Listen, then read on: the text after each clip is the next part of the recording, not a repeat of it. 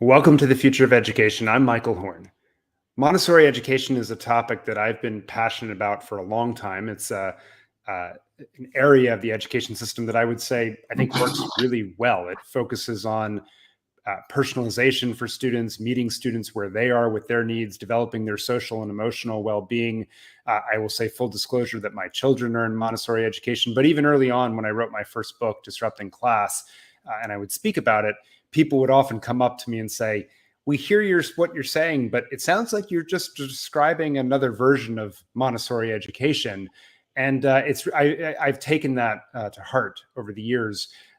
My guest today, Sara Suchman, is the founder of the National Center for Montessori in the public sector. And I think this is not a well-known thing about the number of Montessori schools in public schools. And so I'll bring Sara up to the main stage, so to speak. It's good to see you. Thank you for doing this. This is a conversation I've been dying to have because I wanted to know first about your own personal background and how you came to start an organization called the National Center for Montessori in the Public Sector that is really focused not on where I think Montessori schools are often associated with in the private sector, but really around public schools themselves. So love to hear your personal background and why this organization when you started it. Great. Well, thank you so much. It's a pleasure to be here. And I always love talking about this. And I need to correct, I am one of 3 founders. Thank you. Yeah. And I'll get to that in a second. So I went to Montessori school as a middle schooler. And my mother had said, if I knew I wanted to be a teacher. If you want to be a teacher, you should see that there are lots of ways to do this. And so she sent me to a variety of different kinds of schools, and one of them was a Montessori school. Fast forward to graduate school, and it was the early 2000s, and it was No Child Left Behind heyday, and everybody was talking ed reform.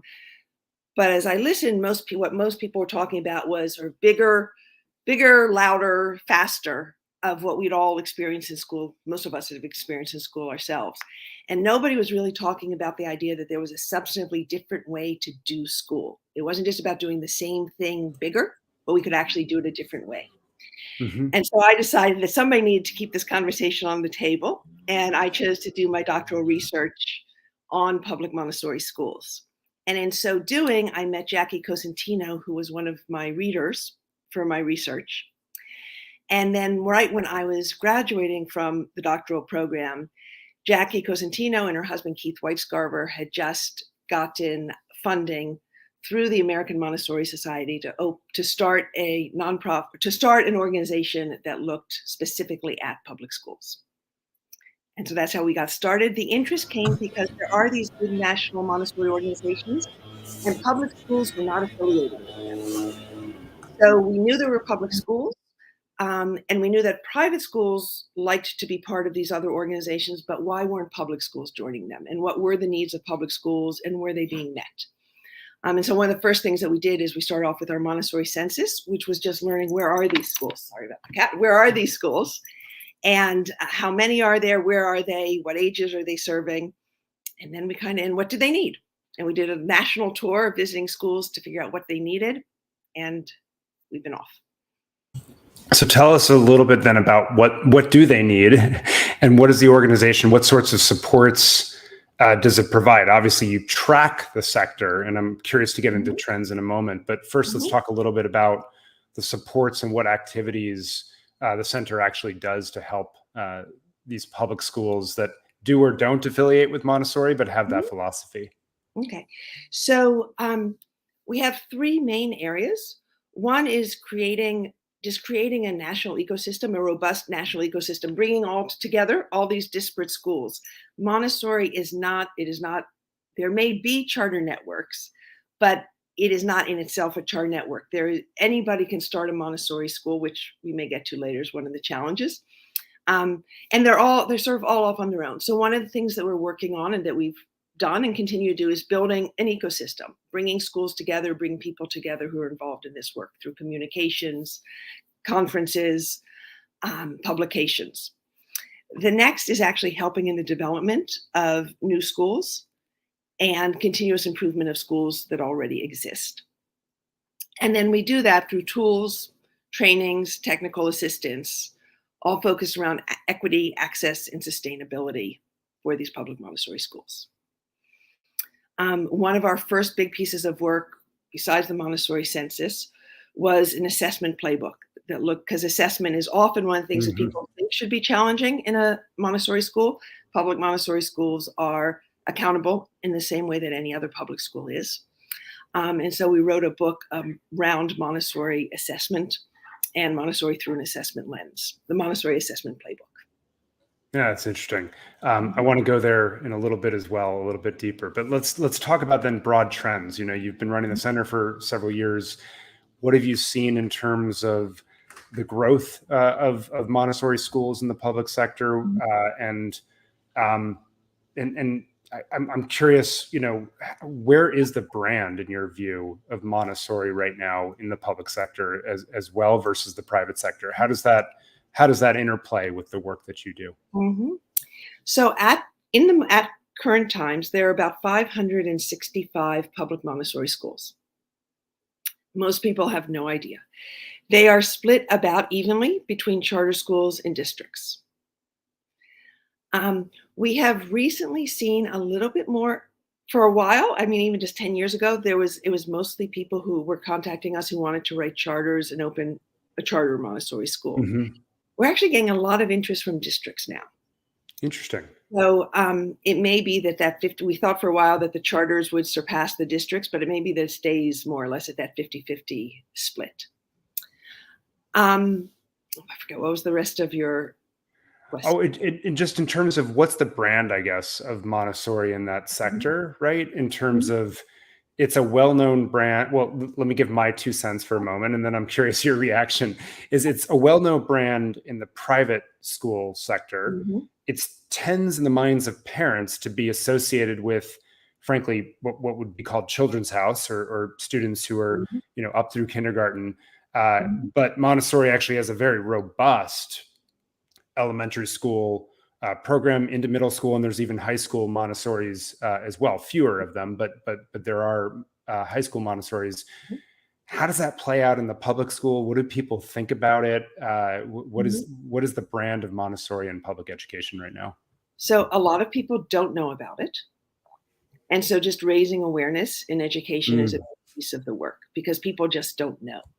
When people know, they tend to want it, especially when they've seen a classroom, right? There's really nothing that is the same as walking into and seeing a Montessori classroom at work. There is a reputation, and some of the popular media and book reviews and things that are happening now are not helping us any. There is a reputation that it is for elite schools, for rich, primarily white students, and that's who it's for. That's where there are about 4,500, 5,000 independent schools in the United States that are Montessori, and about 500. Wow. So the reputation that there is more is accurately earned, and there are historical reasons for that. But the reputation that it would, for some reason, only work in those settings is really questionable. I think people really need to sort of dig deep about why they think that something might. I can understand why it may only be available in those settings, but why would it only work in those settings? That doesn't make sense, and we have evidence that that's not true. So let's actually dig deeper there for a moment, and then we can zoom back out again. But the biggest thing that I think jumps out to me is that Maria Montessori first piloted a lot of the techniques and the philosophy. She didn't just theorize about it; she actually put it into action with low-income, in most cases, kids in Italy. And then, at least in my experience, even in the independent school sector, it's a lot of these schools have very robust financial aid programs, are often trying to serve low-income students, underrepresented minorities, and focuses actually like that, such that the Montessori school where my kids go to is actually more diverse along those metrics than our local district school. Curious what it looks like in the public sector, sort of tackling that stereotype, if you will, heads on. Who's it tending to serve? What communities do these public Montessori schools tend to be popular in? Is it more suburban? Is it more urban, rural? Do you see trends along those lines? So there are about 200,000 students in public Montessori schools by our estimates. And about half of those are students of color.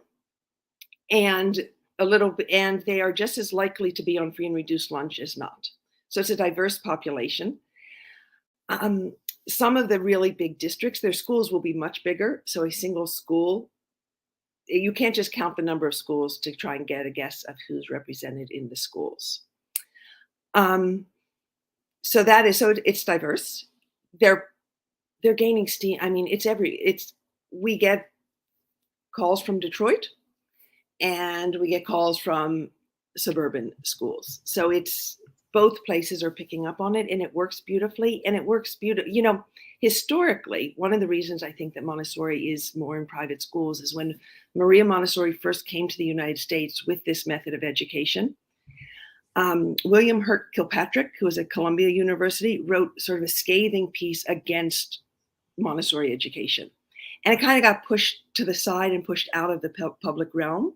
When it got brought back in, it got brought back in by parents of means who wanted it for their kids. And then that's where it grew. It came into the public schools again. It re-entered the public schools largely during desegregation efforts, because it was a form of education that white parents who had left the cities would send their kids back into the city schools in order to be in a Montessori classroom. So that was in Cincinnati, that was in Milwaukee. As the magnet school program, the desegregation efforts around magnet schools grew, so did the public movement of Montessori. That's fascinating, actually, right? So it was really a proactive move, if you will, by the districts to bring students back and families back into the fold. What are the trends now? You said districts are growing in terms of Montessori. So why are they doing it now? We're seeing that again. One of the reasons is because they're feeling competition from charter schools. Interesting. Right?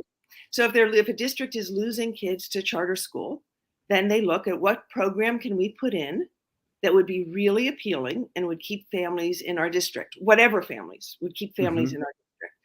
And very often what they look for, not very often, we wish it were even more often, but sometimes what they look for is a Montessori program. And it does actually serve that purpose. And they're quite successful at doing that. And that's then fascinating. Starts a second one or a third one, and it goes on. It creates a ripple. That's fascinating. So what is it about the Montessori education in your mind? If we get below the brand, and you said when people see the prepared learning environment, like they get really excited, what are the things you think that jump out to families that are really pulling them in? Like what are the 2 or 3 elements, if it can be boiled down to that, that says like, yeah, this is a place that I want my child to be learning? So they are joyful. They're joyful settings. They're joyful and kind and respectful. And what parent doesn't want their child to be revered? What parent doesn't want their child to be seen for the full, sometimes even abilities that the parent didn't realize that their child had? And so that is a piece of it. Children, because it is self-paced, self-directed, children don't get messages that they're not good. Wherever they are, they get a lesson for that where they are, and they go forward. So often when you see the younger grades, any grades actually, kids are being told a lot to sit down, be quiet, turn around. They're getting a lot of messages during the day that what they're doing is not right. When you take away, the kids don't need to sit still all day. You don't need 25 kids all doing the same thing at the same time all together. So many of the areas where teachers have to correct kids, and kids get this message, school's hard, I'm not good at it, those just disappear. We're sometimes asked by teachers who are just being introduced to Montessori, like, how am I going to manage the classroom if I can't use star charts, if I don't give rewards? And what they have to do is, it is a totally different environment when you're not trying to get 25 kids to all do the same thing at the same time. So many of the challenges in a non-Montessori classroom just disappear. Not that it's easy work. I don't want to at all imply that it's easy work. It is still quite hard, but it's hard in a different way. No, that it certainly resonates with what I've seen on the ground. I'm curious, why aren't more public schools then, in your view, moving to this model? What's holding them back, either in regulation, policy, or perhaps perception of what a Montessori education is, that is meaning that more of them are not turning to the solution for their schools right now? Mhm. So I think one is just awareness, right? So that is a big piece of it, just being aware that it is an option and a viable option. Hmm. Another is that there are some barriers to entry, not so much barriers to continuation, but barriers to entry. So getting trained teachers is it, it's an expense. Hmm. It's Hmm. very specific, and it is not a 2-week training as some other programs are. It's a year, or it's 3 summers, or depending on where you go. But it is a lengthy training, and that training, and then this becomes a policy issue, is not at the moment. It is only recognized in 10 states. I believe it's 10 towards teacher licensure. Oh, that's So interesting. if you're in a district school, or if you're in a state where the charter schools require teachers to be state licensed, then teachers are needing to do both courses of training. That's Um, interesting. So they're having to go through typically a traditional accredited college or university that gets them a teaching degree or certificate, and then mhm, alongside that, the methodology to actually be able to teach in a Montessori environment, which to your point is a completely different playbook of what a mhm, teacher is doing on a daily, weekly, yearly basis. mhm. Right. And then there's some people who have who start off as a Montessori teacher in a private school, and then they want to move to a public school, and then they need to get their teaching credits for the state license for the public school. So whichever way it goes, it's extra work. There is the Montessori Public Policy Initiative is working very hard on getting more states to recognize Montessori training for state licensure. And it's, as many policy things are, it is a steady but slow drumbeat forward. That that makes sense. It's so that's the Montessori Public Policy Initiative. I'll flash that up there. Mhm, It seems like an important effort. What about, you mentioned assessment early on, mhm, and that how that and how you've worked to help schools sort of map into the frameworks that exist mhm, in state policy and federal guidelines and mhm. so forth around that. What are, in your minds, the actual barriers, and what are the perceived barriers of a Montessori school working within, let's call it the traditional accountability test driven framework that exists at the moment? So one of the real challenges is that gosh, there are a couple. So one is that when the testing happens frequently, Hmm. that doesn't accurately reflect how children learn, perhaps period, but certainly how they learn in a Montessori classroom. So being tested every year, Montessori classrooms have 3-year age groupings. So you have 3-year-olds, 4-year-olds, 5-year-olds, first through third grade, fourth through sixth grade. And a lot of the learning comes together in that third year at each level, kindergarten, third, sixth. So, although on the tests, often you'll see that the Montessori students don't perform as well as other schools and I'm going to get the exact data wrong on this, but they don't perform as well in fourth grade on the math test. They Hmm. do on sixth, they're doing as well or better. If the school, if the superintendent, if the central office gets nervous at fourth grade because the scores are low, and they start to eat away at the Montessori program and say, you need to do the traditional math program because look, your math scores are low, then we're not going to get to those higher math scores in sixth grade because the Mm. program has deteriorated. So part of it is that awareness and seeing examples elsewhere, and the Montessori community being better about communicating where there are those proof points, and then giving schools the breath and the breathing room and the space to wait until the sixth grade, to not say if you don't know, because really it doesn't matter what you know in fourth grade. What matters is what you know in the end. Right. And um, and so allowing that sort of flexibility or that sort of time and patience for that to come to fruition. What, just to geek out for a moment, why do you see that there's that sort of lag from the fourth grade to the sixth grade in terms of the outcomes? Is that a curriculum decision? Is that a conceptual? Montessori really deeply builds first concrete and then abstract conceptual understanding. Is it that, or is it because children perhaps are starting at wildly different points? Hmm. Some students maybe aren't ready for the on grade curriculum. They need something that matches their needs. But as a result of getting all the gaps Hmm. filled in, they start soaring by the time that they're in sixth grade. What in your mind is really So attributable to that? Montessori moves to abstraction later than non Montessori classrooms will. So students Okay. will be using the manipulatives, both in language and in math. There are also manipulatives for language, movable Right. alphabet. They'll move to that later than they do in non-Montessori classrooms. So that is one reason. There doesn't tend to be an emphasis on, well, there's no emphasis on testing. So part of it may just be familiarity with tests and having a couple years to become familiar with taking the test. Hmm. But I think it is a lot that moved to abstraction. There is some different vocabulary that is used in a Montessori classroom versus on the test. One of the classics that people talk about is Montessori will talk about units. Right. And in a non-traditional class, you talk about ones, the ones, the tens, the hundreds. Montessori uses units. But kids can catch on to that difference. They can become bilingual, but they Hmm. need the time in order to incorporate both. Gotcha. That makes sense. If you could wave a magic wand as you look at the public policy landscape Mhm. and change anything about it, that would have the most impact, not just on the growth of Montessori schools, but you know, Mhm. by extension on the students themselves, right? So that Mhm. they had more pathways to success. Mhm. Where would you focus? The one or two things in your Mhm. mind that could most Mhm. help this landscape. A lot of teachers would say the standardized assessments. Hmm. And we've seen Montessori schools work within that.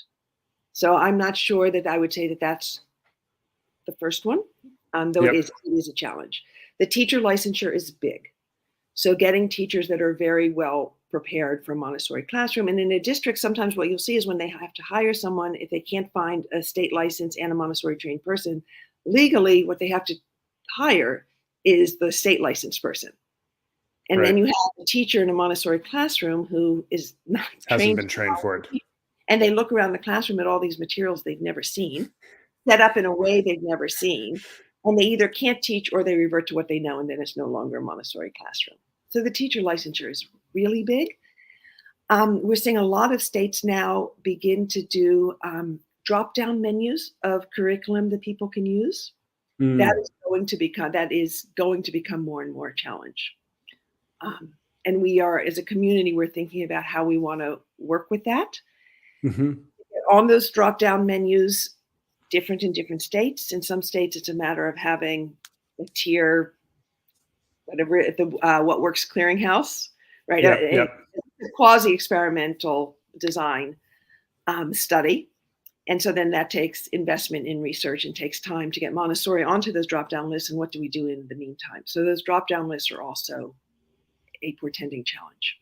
It's interesting on that front, just because at least my experience again with our Montessori school is how, with the research in terms of how to teach reading, say where a lot of the emphasis on that drop down is coming from.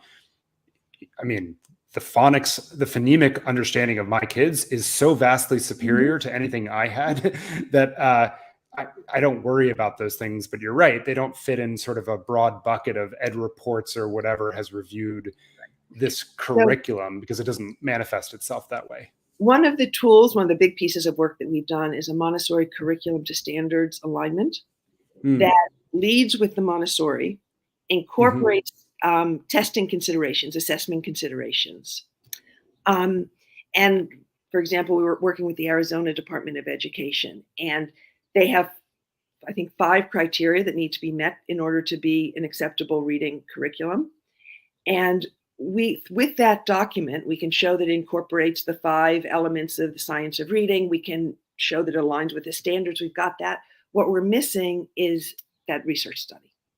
Mm-hmm. And that Gotcha. So research, just the work needs to be done. most curriculum, the companies do their research. They do their own Right. research, right? And so Yep. who is the Montessori company? There's not a Montessori company. Right. And so there's no company making money from the Montessori curriculum. So who is going to do the research on it? And it needs to be funded, and it takes time. All right. Well, if people tuning in that are from ed schools and researchers and they want to do that with their grant funding, contact Sarah, because this seems like a Exactly. really important, right? This is an Mhm. important thing to have occur. Last question as we wrap up, which I'm just curious your take. One of the things that I've also heard about Montessori education is that the brand is often used cavalierly, shall we say, on both sides of it. Sometimes programs that are not strict Montessori use it. Sometimes programs that are strict Montessori don't want to use it because they're nervous about what that might mean. Let's go here. And then we have a question also from someone. So we'll go there in a moment. But I'm just curious in terms of the branding, because that's part of the counting and the census work that you do and the creation of community. How does that play out in the work you do? And how do you think about what is Montessori education and how we brand it? Right. So it is a challenge. There was a lawsuit or legal case in the 50s, and it was deemed that Montessori could not be branded. It was a name and it could not be a trademark. The result of that is that anybody can use the word Montessori in the name of their school, regardless of what's going on inside. And yes, that absolutely hurts the movement. Absolutely. When we look at, there are organizations that do, they call it affiliation or accreditation, but will do school visits and sort of give us whether or not a school meets the criteria to be accredited by that organization. We don't. In creating a movement, we've wanted to say, we have taken the approach more, you're welcome and we'll help you get better. We want to bring people in rather than keep people out. But for schools that want that process, there are other organizations that do it. And there are a few agreed upon essential elements that you can look for in a school to get some idea whether or not it's at least trying to implement a Montessori program. So you want to look for a trained teacher. You want to look for multi-age groups. You want to look for extended work periods, those sorts of things. That makes sense. So let me flash up my friend J.W. Marshall's question, who I know he knows about Montessori as well, but he's curious, how does Montessori incorporate technology or intentionally not incorporate technology at the younger ages? And how did successful Montessori programs navigate the last 2 years that often necessitated remote learning? I know there's a whole modern Montessori movement in some of these schools, but I'd love your take on that question. So my take, is that in the 3 to 6 year olds in the early childhood, they do not need the technology. And it's not developmentally what is best for them. Their hands need to be working. They need to be moving. It needs to be 3-dimensional. And the materials themselves are open-ended enough that kids can stay busy and not need the teacher's help all the time, which lets the teachers give individual lessons to other kids. And so we don't in the early ages. Once you get into elementary school, technology would be used as a tool for communication and research by an adult. So it's not a software program that would be used in place of or even as a supplement to the teacher or the materials.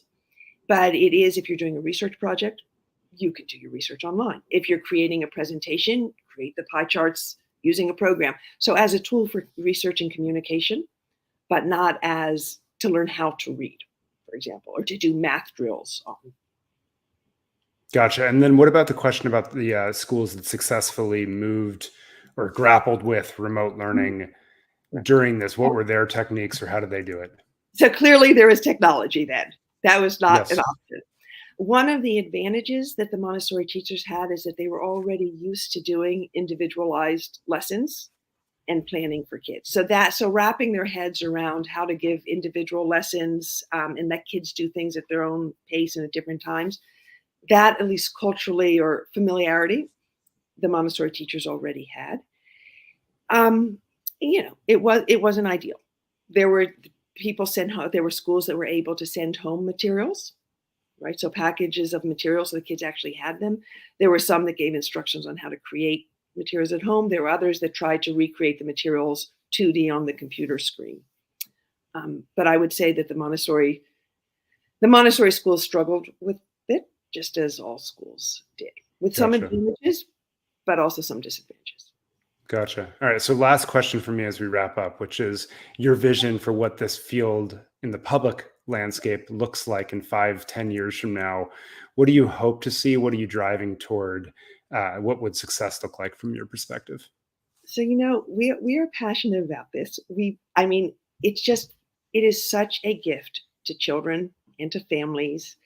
It's such a gift to teachers who are in classrooms that are letting them teach the way that as many have said, this is the way I always wanted to teach, but was never able to. That we really want to see this be way more accessible to way more families and children. And it needs to be equitably accessible. That's very important to us. It needs to be high quality, because if it's not high quality, then it's not really access. Access to something that isn't any good doesn't really count as access. And it needs to be sustainable, because if schools are, and sustainable means that it needs to be a human-sized job for teachers, that people need to know how to be prepared for it, need to know how to keep getting better at it, need to know how to do okay on whatever the external pressures are. And there will always be, until every school is Montessori, there will always be external pressures that don't match Montessori. So people need to be skilled in how to navigate those for it to be sustainable. And so that's what we're working on. But it would really be that every family, every child who is aware of Montessori and would want to be in a Montessori program would have access. Would have access to it. Sarah, thank you so much for the work you're doing. Thanks for spending some time and sharing these insights. And for more, you can certainly check out the website. There's a lot of trends there. There's a lot of research up there. National Center for Montessori in the Public Sector. Thank you again for joining us today. Thank you. And we'll be back next time on the Future of Michael, can I just Education. make one last point? Oh yeah, please. So I spoke a lot about Montessori. I also want to say that another hope for mine would be that some of the pieces that are so integral to Montessori, others would look at and say, oh yeah, kids don't need to be controlled so much. There can be more freedom with responsibility in the classroom, and would be able to draw on some of the pieces, even if they're not doing a full Montessori program. That it will have. I'm glad you said that. Yeah, I think that's a really important point, because we can take a lot of the principles without replicating perhaps everything, and that makes it more portable and accessible perhaps to more families. So I appreciate you jumping in with that, Sarah. Thank you. All right. Thank you. All right. And everyone stay tuned for the next. We'll have future episodes on the future of education. But if you like this one, give us a thumbs up, and we'll see you next time.